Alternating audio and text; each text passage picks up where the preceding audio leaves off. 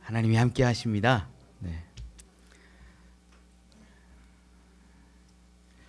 네, 우리 이제 사도행전 3장 이 나면서부터 걷지 못하던 사람이 낫게 된 것을 보았습니다. 이 낫게 된 것이 단순히 그냥 걸을 수 없었던 자가 걷게 되었다, 이게 아니라 예배하지 못하던 자가 예배하게 되었다. 결코 하나님 앞에 설 수 없고 하나님 앞에 나아갈 수 없었던 그가 걷고 뛰고 하나님을 노래할 수 있는 자가 되었다라고 우리는 보았지요. 얼마나 아름답고 위대한 일입니까? 저는 여러분들에게도 아픔이 있고 어려움이 있을 때 그것들을 치료해 주셔서 예배자로 세워주시기를 소망합니다. 우리 아픔 물론 늘 있습니다. 죽기도 하지요. 그러나 우리 하나님은 예배자로 세우시기를 원하는 거예요.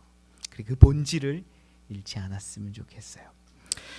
오늘 말씀을 보면 이제 그 나은 사람이 베드로와 요한을 붙잡는 것으로 이야기가 시작이 됩니다.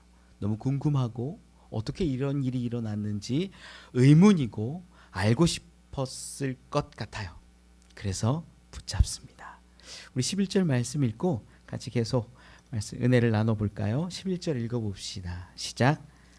나은 사람이 베드로와 요한을 붙잡으니 모든 백성이 크게 놀라며 달려 나아가 솔로몬의 행각이라 불리우는 행각에 모이거늘. 아멘. 나은 사람, 나면서부터 안진뱅이였던 그 사람입니다. 그 사람이 이제 요한과 베드로를 붙잡는 거예요. 근데 붙잡는데 그냥 말로만 잠깐만 서보세요 이런 게 아니라 헬라어를 보면 크라테오라는 단어를 쓰는데 이게 굉장히 강하게 붙잡는 그런 의미예요. 크라테오는 체포한다라고 할 때 쓰는 단어예요. 그러니까 그냥 일어나지도 못했던 그 사람이 얼마나 강하게 베드로와 요한을 붙잡았는지 우리 느껴지는 거죠. 강하게 붙잡습니다. 왜요? 이거 어떻게 된 일이라는 거예요. 나에게 무슨 일이 일어난 거냐는 거죠. 도대체 내가 어떻게 걷고 뛰며 하나님 지금 이게 찬양했는데 나에게 놀라운 일이 일어났는데 이 일이 과연 무엇이냐라고 묻고 싶었을 겁니다. 그래서 그는 붙잡았고 사람들과 더불어 막 몰려가요. 이때 어디로 갔냐? 11절에 보니까 솔로몬의 행각이라 불리는 행각에 모였다 이렇게 기록합니다. 솔로몬 행각은 이 성전 보면 동편에 큰 이런 지붕은 있는데 기둥만 있는, 벽은 없는 그런 우리나라 뭐 정자 같은 그런 거라고 보시면 되는데 컸던 것 같아요. 굉장히 커서 많은 사람들이 모일 수 있는 그러한 행각이었던 것으로 보입니다. 헤롯이 성전을 재건하고 건축하면서 부속 건물로 사람들이 모이기도 하고 뭐 이런 일들을 할 때 같이 지었던 것으로 보여요. 여기 수많은 사람이 모입니다. 지난번에도 봤지만 이때 이제 베드로의 설교를 듣고 복음을 믿고 영접한 사람이 5,000명이나 되는 놀라운 일이 일어나니 그 공간이 엄청 크다는 것을 우리는 알게 되지요. 말씀을 계속 볼까요? 우리 12절 말씀 같이 읽어봅시다. 시작. 베드로가 이것을 보고 백성에게 말하되 이스라엘 사람들아 이 일을 왜 놀랍게 여기느냐? 우리 개인의 권능과 경건으로 이 사람을 걷게 한 것처럼 왜 우리를 주목하느냐? 아멘. 베드로가 이제 백성들에게 하는 말이에요. 이 두 가지를 얘기합니다. 두 가지 중요한 게 어떤 거냐면 이 일을 왜 놀랍게 여기냐라는 거예요. 여러분 40년 동안 한 번도 일어나 보지 못했던 사람이 일어나면 여러분 놀래요, 안 놀래요? 놀래죠. 놀랄 만한 일이에요. 베드로는요 이 일은 아무것도 아닌 것처럼 얘기하고 있어요. 이 일을 왜 놀래냐는 거예요. 너무 이게 신기하지 않아요, 여러분? 기적을 보고 있는데 기적이 아무런 놀랄 만한 일이 아니라라고 분명하게 얘기하는 거예요. 이 일을 왜 놀랍게 여기느냐? 이 일을 왜 놀랍게 여기느냐라는 이야기와 더불어서 풀어가는 말이 어떤 거냐면 이 일은 어쩌면 당연한 것인데 이 일은 왜 일어났는지에 대해서 설명하는 것이 우리 개인의 권능과 경건으로 이 사람을 걷게 한 것처럼 왜 우리를 주목하느냐.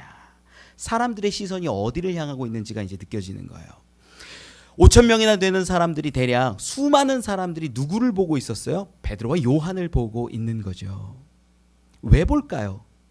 놀라운 일이 일어났으니까. 40년 넘게 한 번도 걷지 못했던 사람들이 걷고 뛰고 찬양하는데 이 기적의 현상을 보고 놀란 겁니다. 그래서 나왔고 와 어떻게 된 거야?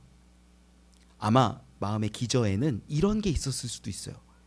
혹시 이 사람이 놀라운 선지자나 능력자나 기적을 베푸는 사람이라면 내가 아는 사람 뭐 안진뱅이도 있고 귀머거리도 있고 맹인도 있고 이런 사람 데려오면 이 베드로라는 앞에 있는 사람이 좀 고쳐주지 않을까라는 기대가 마음 가운데 깔려 있었을 수도 있어요. 알고 싶은 거죠.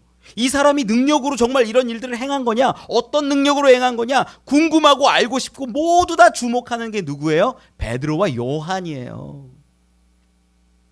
여기서 우리가 분명하게 보는 것들이 어떤 거냐면 세상 사람들은 보이는 것에 주목한다는 거예요. 베드로는 얘기합니다. 왜 우리를 주목하느냐? 진짜 주목해야 할 것이 있는데 왜 너희는 우리를 주목하느냐라고 말해요.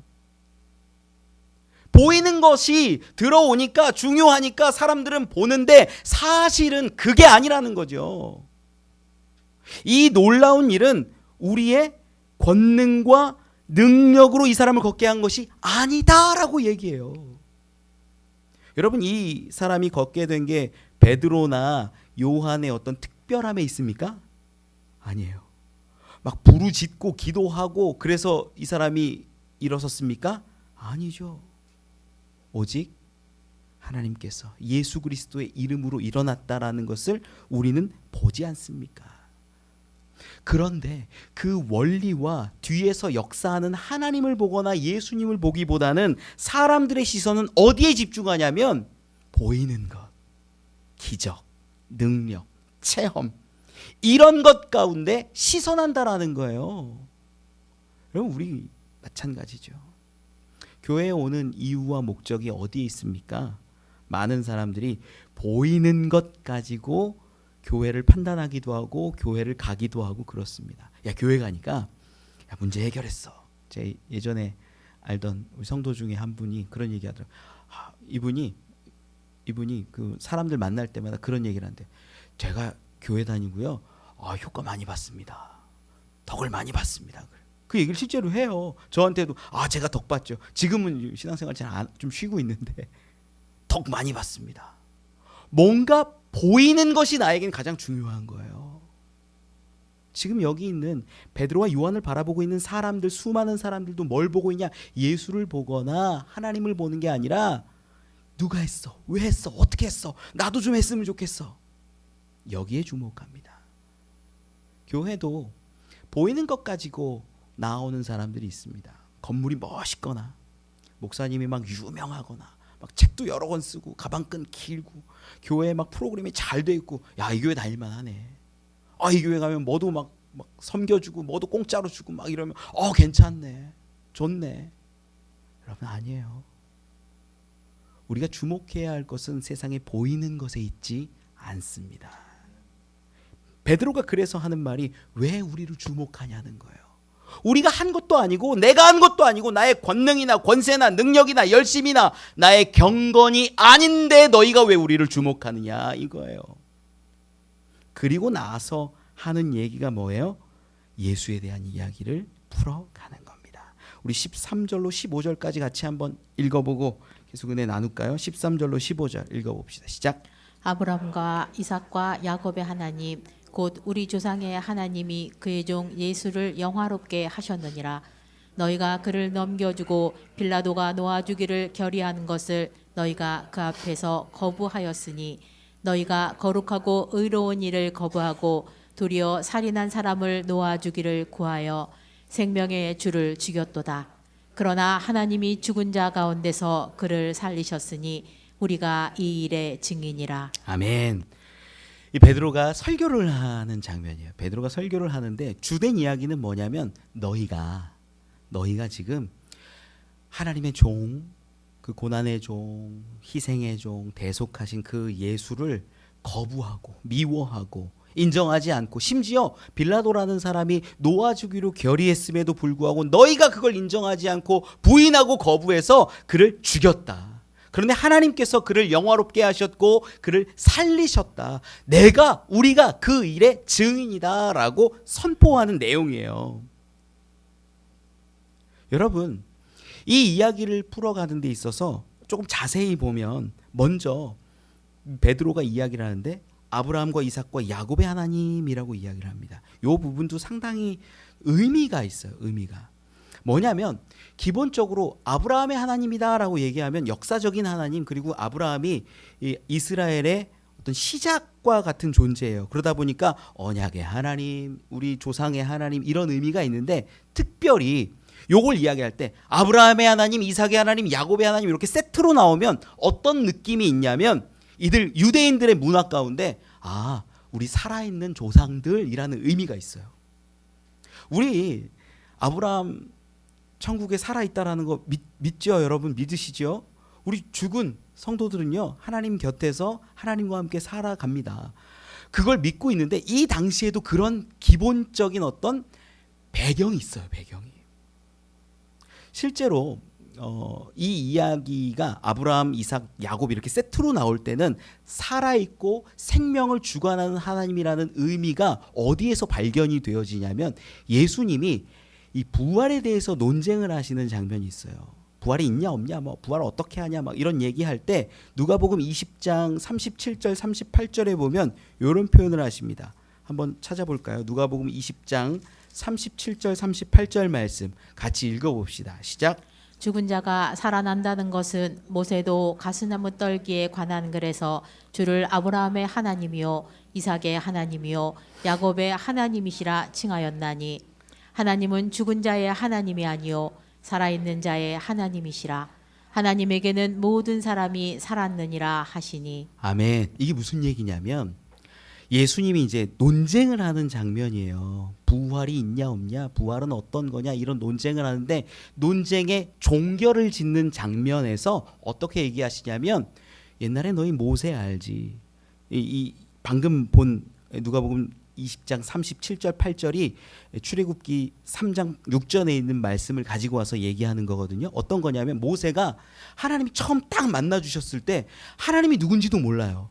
하나님이 어떤 분인지도 몰라요. 아무것도 모르고 있는데, 그때 하나님이 처음 말씀하신 게 나는 아브라함의 하나님, 이삭의 하나님, 야곱의 하나님이다. 이렇게 말씀을 해요.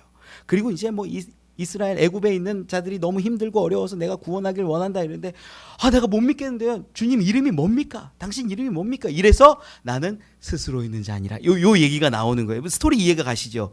이 상황 가운데 아브라함의 하나님, 이삭의 하나님, 야곱의 하나님이라는 표현 자체가 어떤 거냐면, 예수님이 이제 부활 논쟁 가운데 얘기하시는 게, 모세가 그렇게 얘기하지 않았냐?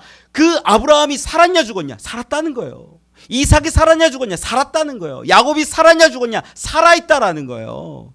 그래서 아브라함, 이삭, 야곱이라는 얘기가 딱 나오면 그 유대 문화 가운데는 어떤 게 있냐면, 생명이 있는 자들이라는 의미가 이게 배경에 깔려 있어요. 그냥 단순히 우리의 조상이구나, 옛날 오래된 분이구나, 이런 의미가 아니라 지금도 살아 역사하시는 우리 조상들, 그 하나님, 이런 게 느껴지는 거예요. 이 얘기를 왜 할까? 굳이 예수가 부활하셨기 때문에. 오늘 본문 가운데도 이야기하지만 15절에 뭐라고 기록해요? 오늘 본문 15절에 생명의 주를 죽였도다. 너희가 생명의 주를 죽였도다. 생명의 근원자요, 생명의 창시자. 이게 헬라어로 보면 그런 의미예요. 창시자요, 생명의 주권자 되신 그분을 너희가 감히 죽였도다라는 거예요. 그걸 얘기하고 싶은 거예요. 그러다 보니까 너희의 문화와 모든 것들을 설명해 가면서 하나님께서 그의 종 예수를 영화롭게 하셨고, 15절로 가면 그를 살리셨다. 그는 누구다? 생명의 주권자이다. 이걸 얘기하는 거예요. 사람들은 두렵죠. 여러분, 여기서 정확하게 나오는 것이 있어요. 어떤 거냐면, 지금 이 안진뱅이가 걷지 못하고 있다가 걸었던 이 놀라운 기적, 이게 중심이거든요. 이 사건이 중심된 사건이거든요. 그런데 이걸 보고 사람들은 놀라고 막 찾아오고 묻고 베드로의 이야기를 듣고 관심을 갖고 있는데, 베드로는요 뭘 얘기하고 있냐면 이게 중요한 게 아닌 거예요. 나은 게 중요한 게 아닌 거예요. 걷는 게 중요한 게 아닌 거예요. 그에게 중요한 건요, 예수 그리스도가 중요했던 거예요. 그러다 보니까 15절 가운데 분명히 선포하는 게 이렇습니다. 같이 한번 15절 다시 읽어볼까요? 시작. 생명의 주를 죽였도다.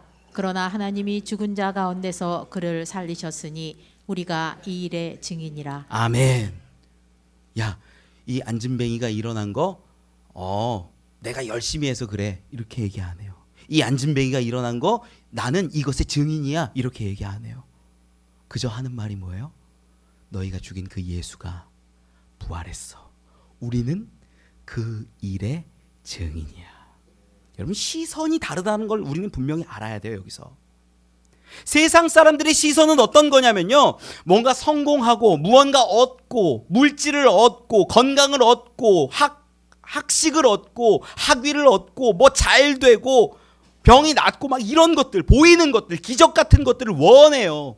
여러분, 그게 잘못된 건 아닙니다. 하나님이 자녀된 자들에게 주실 수 있어요. 그런데 진짜 그리스도인들이 시선해야 하는 건 뭐냐면요, 예수 그리스도라는 거예요. 베드로는 그거 얘기하고 싶은 거예요. 너희 지금 놀래? 너희 지금 신기해? 너희 지금 뭐 이 사람 보고 우리한테 지금 찾아왔어? 우리는 예수의 증인이야. 그분이 죽으셨고 너희가 죽였지만 우리 하나님이 그를 영화롭게 하셔서 우리는 그분이 살아나신 걸, 부활하신 걸 목격했어. 우리는 그 일의 증인이야. 여러분, 교회는 정확합니다. 성도들을요 좋게 만들고 뭐 프로그램 잘 만들고 막 자유하게 해주고 뭐 뭔가를 해줘가지고 행복하게 만드는 곳이 교회가 아니에요. 교회는 예수 그리스도라는 놀라운 그 복음을 가지고 모인 공동체가 교회예요. 다른 거 없어요. 그 예수 그리스도라는 복음으로 인하여 때로는 핍박받기도 하는 거고, 때로는 기뻐하기도 하는 거고, 때로는 섬기기도 하는 거고, 때로는 놀라운 일들을 감당하는 거고, 때로는 죽기도 하는 거예요. 교회가 어떻게 좋은 일만 있습니까? 교회가 어떻게 늘 부흥만 합니까? 아니죠. 교회의 본질은 복음 위에 있다는 거예요. 예수 그리스도, 그분이 우리를 위해 죽으셨고 부활하셨다라는 그 반석 위에 교회가 세워진 거지 다른 게 아니라는 거예요. 많은 사람들이 교회 와서도 구하는 게 많아요. 이것 구합니다, 저것 구합니다. 저한테도 막 저희 어머니 원사님 맨날 이렇게 이런 설교하고 저런 설교해라 막 얘기하세요. 근데 어떻게 해요? 본문이 늘 정해져 있잖아요. 저는 그대로 순서대로 가다 보니까 제 마음대로 안 되거든요. 복 주는 설교 저도 하고 싶고요. 막 하면 다 됩니다. 막 설교하고 싶고 그래요. 근데 여러분, 그 설교도 우리에게 위로가 되고 좋을 수 있겠지만 진짜 우리의 본질은 어디에 있냐? 예수 그리스도가 우리의 죽으셨고 부활하셨다라는 것에 우리는 본질이 있는 거예요.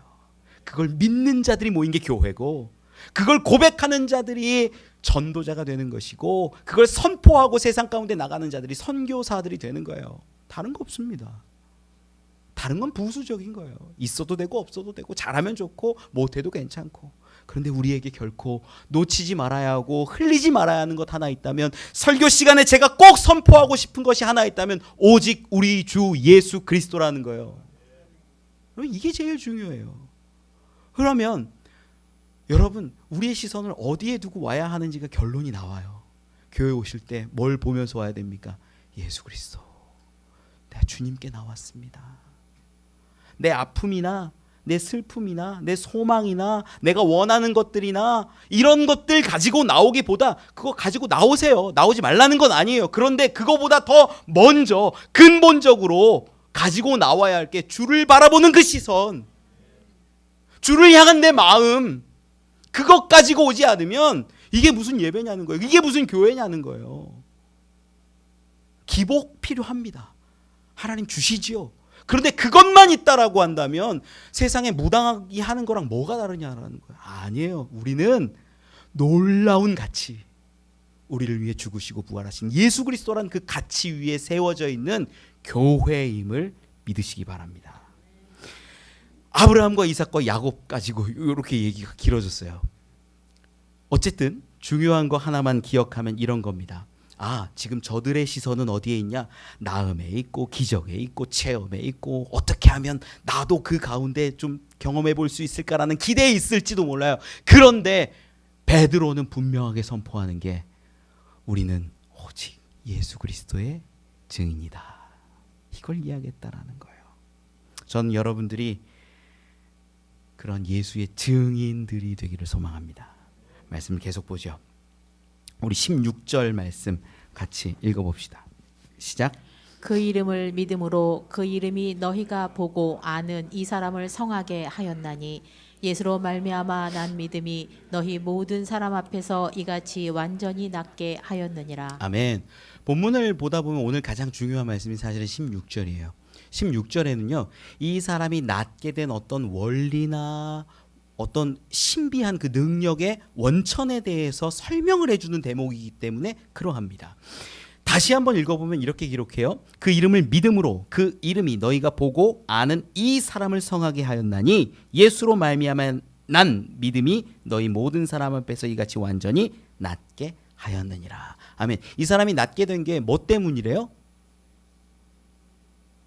어렵죠. 예. 뭐 믿음이라고 그냥 표면적으로 우리는 볼 수는 있어요. 왜 그러냐면 첫 번째 시작할 때도 그 이름을 믿음으로 이렇게 시작을 하고, 그리고 끝에 보면 예수로 말미암아 난 믿음이, 여기 헬라어 성경을 보면 이게 주격이에요. 그러니까 믿음이 이렇게 완전히 낫게 했다라고 선포하는 거예요. 그럼 이 믿음은 누구의 믿음인가를 한번 살펴보아야겠죠.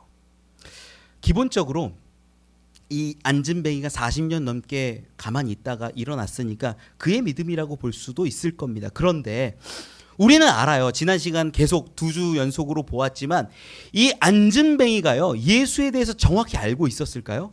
아니에요. 가능성이 굉장히 적습니다. 왜냐? 나사렛 예수의 이름으로 일어나 걸으라 얘기할 때 예수에 대해서 나는 믿겠습니다, 나는 믿습니다, 나는 일어날 것을 고백합니다, 선포합니다 라고 긍정하면서 일어나요? 아니에요. 그냥 힘이 들어갔고 그냥 하나님이 역사하셔서 그가 일어나 걷고 뛰며 찬양했던 거지, 그의 입술 가운데 마음 가운데는 그런 고백이 있었다는 기록이 성경엔 없습니다. 그의 믿음이 아닐 수 있죠. 그럼 두 번째 가능성이 있는 게 뭐냐? 베드로와 요한의 믿음일 수 있어요. 베드로와 요한의 믿음 충분히 가능하죠. 그런데 본문 가운데 보면요, 15절 끝에 이야기를 하고 마치는 장면을 보면 하나님이 죽은 자 가운데서 그를 살리셨으니 우리가 이 일의 증인이라 이렇게 말합니다. 우리가 이 일의 증인이라 라고 이야기하는 이 대목이요, 헬라어 성경을 보면 이게 복수형으로 되어 있습니다. 왜? 베드로와 요한 두 사람이니까 복수형이에요. 두 사람이 얘기하는 거예요. 우리가 이 일의 증인입니다. 그런데 16절로 딱 넘어와서 보면 그 이름을 믿음으로 믿는다라는 요 표현이 이제 헬라 문법적으로 보면 여기 이제 동사처럼 쓰여요. 믿는다라는 요 표현이요, 단수형이에요. 신기하죠? 우리가 증인이라고 얘기했으면 복수형으로 이어갔으니까 계속 복수형으로 우리가 믿었기 때문에 이렇게 말하는 게 맞는데 단수형을 쓰고 있다라는 거예요. 그리고 16절 쭉 읽어보면 이 사람을 성하게 하였나니 예수로 말미암아 난 믿음이, 여기서 말하는 믿음도 단수형이에요. 하나라는 거예요. 그리고 문법적으로 들어가 보면 요 앞에는 호라는 그 영어로 치면 더 같은 그 관사가 붙어 있어요. 다. 그렇게 믿음으로 그 믿음이, 이런 이야기예요. 뭔가 다르죠. 우리가 그냥 기본적으로 성경을 쭉 읽다 보면 어떤 마음을 갖게 되냐면, 그래, 베드로와 요한이 예수님을 잘 믿고 잘 의지해서 나사렛 예수의 이름으로 일어나라 강력하게 딱 끌어당기니까 이 사람이 일어났나 보다. 이 믿음은 누구의 믿음이에요? 베드로와 요한의 믿음이 아닐까라고 생각할 수 있어요. 그런데 문법적 구조가 그렇지 않다라는 거예요. 하나예요, 하나. 믿음. 그 믿음이에요. 누구의 믿음일까요? 예수님의 믿음, 하나님의 믿음입니다. 왜 그러냐?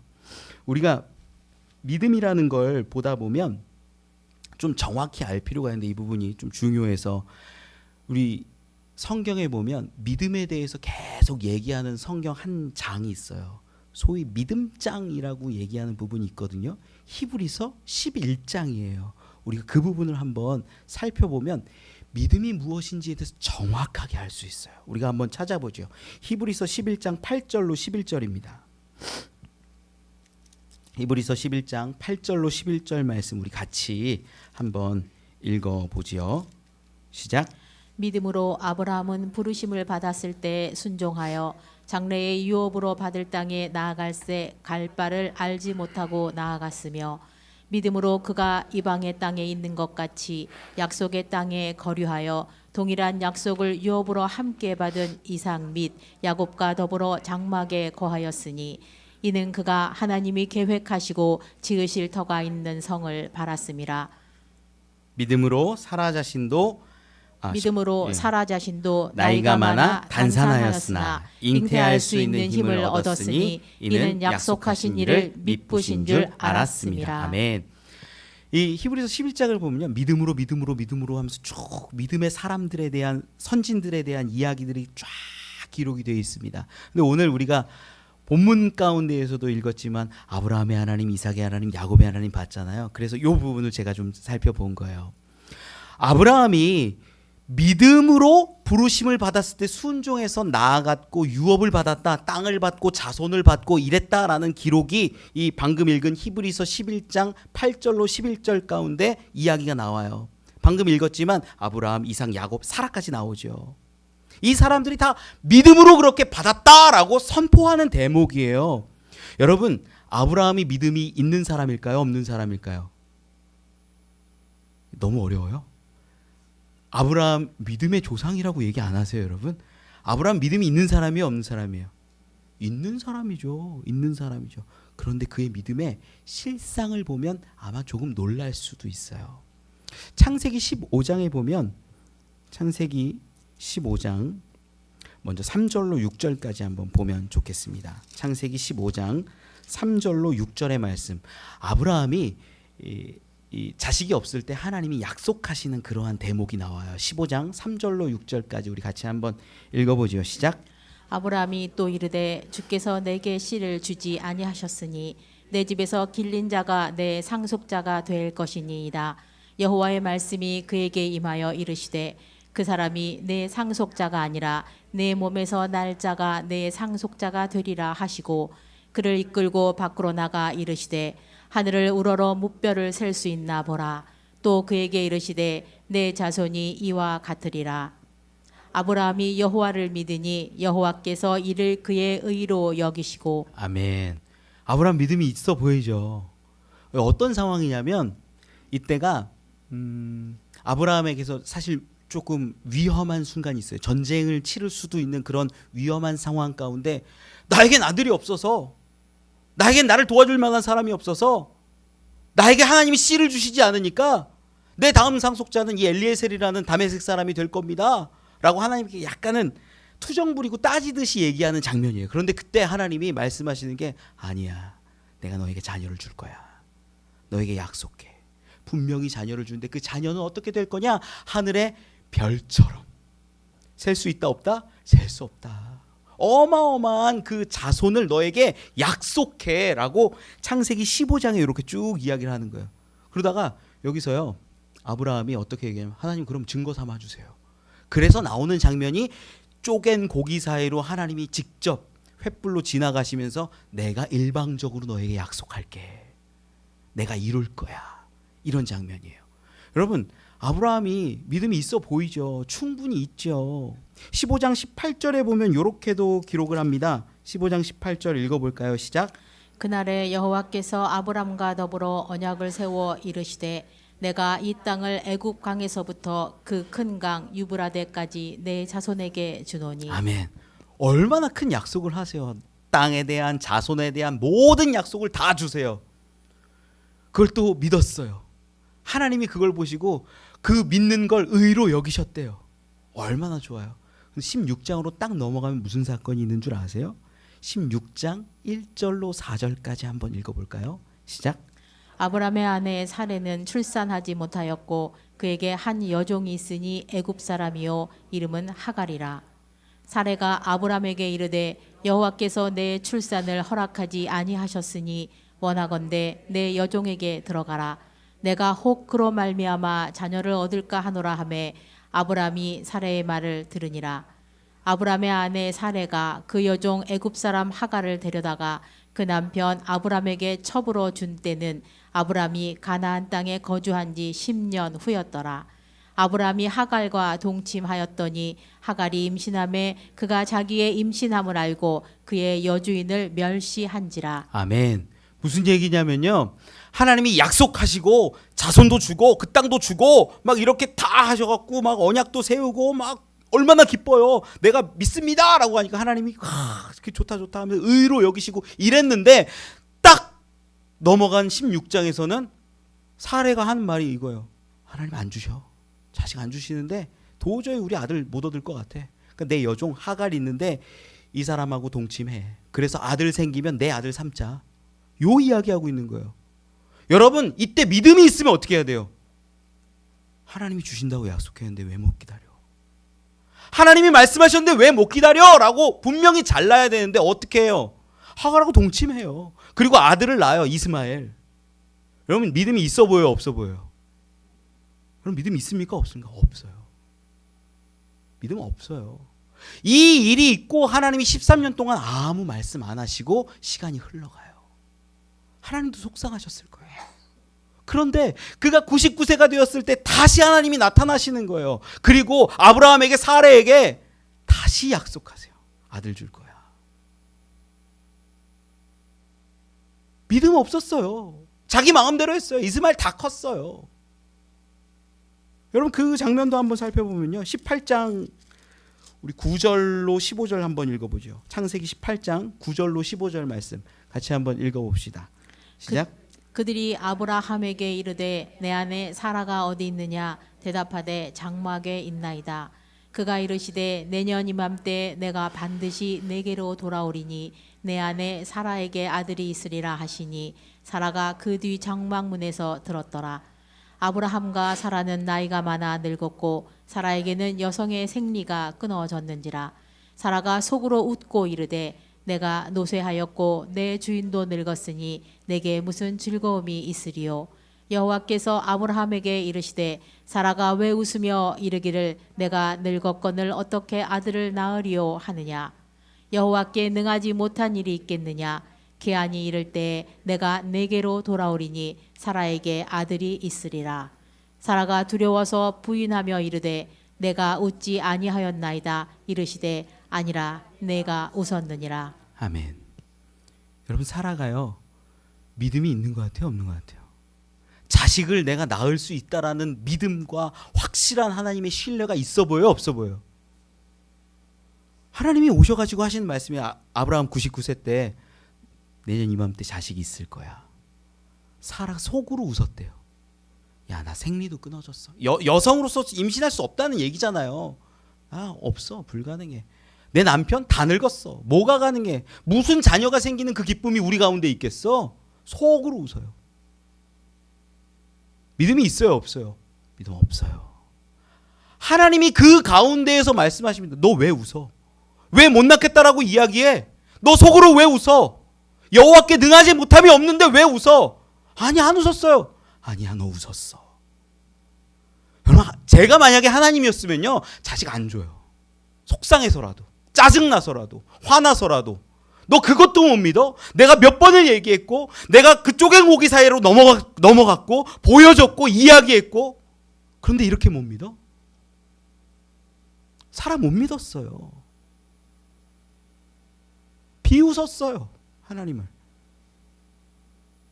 그런데 오늘 방금 읽었던 히브리서 11장 11절에 어떻게 기록하는지 한 번만 다시 띄워줄 수 있을까요? 11장 11절 읽어봅시다. 시작. 믿음으로 사라 자신도 나이가 많아 단산하였으나 잉태할 수 있는 힘을 얻었으니 이는 약속하신 이를 미쁘신 줄 알았음이라. 아멘. 믿음으로 했다는 거예요. 여러분, 말이 안 돼요. 말이 안 돼요. 사라가 믿음이 있어요, 없어요? 믿음이 없어요. 믿음이 없어요. 속으로 비웃고는 앉아 있어요. 하나님이 앞에 계시는데도 불구하고 비웃었어요, 속으로. 하나님 다 아세요, 여러분. 믿음 없었어요. 그런데 오늘 본문 가운데 있는 이 믿음, 그리고 히브리서 11장 11절에 있는 사라의 믿음, 이게 뭘까? 분명히 히브리서 11장 11절의 끝에 보면 이렇게 기록해요. 이는 약속하신 일을 미쁘신 줄 알았음이라. 아멘. 이게 어떤 의미냐면 여기서 미쁘시다라는 게 피스톤이라는 단어를 쓰는데 피스토스가 믿음이에요. 같은 단어예요, 사실. 그래서 하나님이 신실하시다. 나에게 약속하신 그분이 신실하신 분임을 내가 알았다라는 거예요. 그분이 신뢰할 만한 분이라는 걸 내가 알았다라는 거예요. 그분이 믿을 만한 분이라는 걸 내가 알았다라는 거예요. 여러분, 믿음이 어디 있는 거냐면 내가 그분을 꽉 붙잡아서 내가 믿습니다가 아니라 그분이 신실하신 분이고 성실하신 분이고 신뢰할 만한 분이기 때문에 내가 구원받고 자녀가 생기고 믿음으로 설 수 있게 되는 거예요. 많은 사람들이 오해해요. 내가 믿는다라고. 여러분, 아니에요. 죄송한데 아니에요. 내가 믿고 오늘 본문으로 넘어와서 보면요. 오늘 본문에서요. 12절에 뭐라고 기록을 합니까? 12절 한번 띄워주실 수 있을까요? 같이 읽어봅시다. 시작. 베드로가 이것을 보고 백성에게 말하되 이스라엘 사람들아 이 일을 왜 놀랍게 여기느냐 우리 개인의 권능과 경건으로 이 사람을 걷게 한 것처럼 왜 우리를 주목하느냐. 아멘. 우리의 권세도 아니고 우리의 능력도 아니고 우리의 권능도 아니고 우리의 경건도 아니고 우리의 믿음도 아니라는 거예요. 우리 믿음하면 경건한 믿음이 있고 큰 믿음이 있고 막 이렇게 생각해요. 아니에요. 경건이라는 믿음이 만약에 있다면 그것으로도 나를 자랑할 것 아니고 나를 주목할 필요가 없다라는 거예요. 진짜 얘기하고 싶은 건 내 믿음이 아니라 이렇게 나를 믿게 하시고 이렇게 역사하신 그 이름에 있다라는 거예요. 그래서 오늘 본문 16절 말씀을 다시 한번 살펴보면 같이 한번 읽어봅시다. 시작. 그 이름을 믿음으로 그 이름이 너희가 보고 아는 이 사람을 성하게 하였나니 예수로 말미암아 난 믿음이 너희 모든 사람 앞에서 이같이 완전히 낫게 하였느니라. 그 이름을 그렇게 믿음으로 하나님께서 믿게 하셨고 하나님께서 믿음을 보여주신 거예요. 신실하시고 성실하시고 신뢰할 만한 그분이 이루어 가셨다라는 거예요. 그래서 16절 가운데 이야기하는 것이 그 이름이 너희가 보고 하는 이 사람을 성하게 하였나니. 누가 한 거예요? 그 이름이. 믿음이 아니에요. 믿음처럼 보이지만 그 이름이 성하게 하셨다라고 성경 베드로는 분명하게 이야기를 하는 겁니다. 그리고 하반절도 예수로 말미암아 난 믿음이. 여기도 그 믿음이에요. 예수 때문에. 디아라는 헬라어를 쓰는데 예수 때문에 시작된 믿음이. 예수로 인한 믿음이, 예수를 통한 믿음이, 예수께서 주신 믿음이 이 모든 일들을 이루고 완전히 낫게 했다라고 선포하는 거예요. 정리가 돼요. 믿음이 어떤 건지. 믿음이라는 건요, 여러분 정확히 아세요. 내가 믿는 믿음이 아니에요. 믿음은 어떤 거냐면 하나님의 성실하심, 하나님의 신실하심, 하나님의 신뢰하심을 바라보고 인정하는 게 믿음이에요. 그런데 우리는 어떠냐면 그거를 인정하지 못하는 거예요. 하나님의 성실하심과 진실하심과 인도하심을 인정하지 못하니까 내 마음대로 살아가는 거예요. 그런데 우리에게 위로가 되는 게 이 히브리서 11장 믿음장이에요. 그렇게 자기 마음대로 살고 자기 멋대로 살고. 히브리서 11장에 있는 내용이요, 한 사람 한 사람 성경을 다 찾아서 보면요, 자기 멋대로 했는데 하나님이 끝까지 이끌어 가시는 장면들이에요. 다 자기 마음대로 살고 자기 멋대로 살았는데 하나님이 끝까지 포기하지 않으시고 실패하지 않으시는 그 하나님이 붙잡아 내시고 당신의 자녀로 당신의 나라를 주심으로 당신의 계획 가운데 세워가시는 이야기가 히브리서 11장 믿음장이라는 거예요. 누구의 믿음입니까? 하나님의 믿음이에요. 하나님의 성실하심이에요. 하나님의 신실하심이 우리를 여기까지 인도하셨다라는 겁니다. 데살로니가전서 5장 24절에 이렇게 기록합니다. 같이 한번 읽어보죠. 데살로니가전서 5장 24절 시작. 너희를 부르시는 이는 미쁘시니 그가 또한 이루시리라. 아멘. 여기서 미쁘시니 이것도 피스토스예요. 믿음이에요. 믿음. 하나님이 믿을 만한 분이니 그가 이루시는 거예요. 여러분 믿음 막 내가 열심히 지금 베드로가요 요한이요 우리가 잘 믿어서 이렇게 됐어 이거 보여주려는 거 아니에요. 예수님 높이기로 결정하고 우리 경건도 아니야 우리 권능도 아니야 아무것도 아니야. 우리가 믿었는데 그분께서 다 하신 거야. 이렇게 선포하는 내용이 오늘 본문의 이야기예요. 여러분 신실하신 하나님께서 이루어 가심을 의지하는 게 믿음입니다. 하나님 저 잘 못해요. 부족해요. 연약해요. 근데 하나님이 신실하신 건 알겠어요. 그러면 그분은 믿는 사람이에요. 하나님 다 할 수 없어요.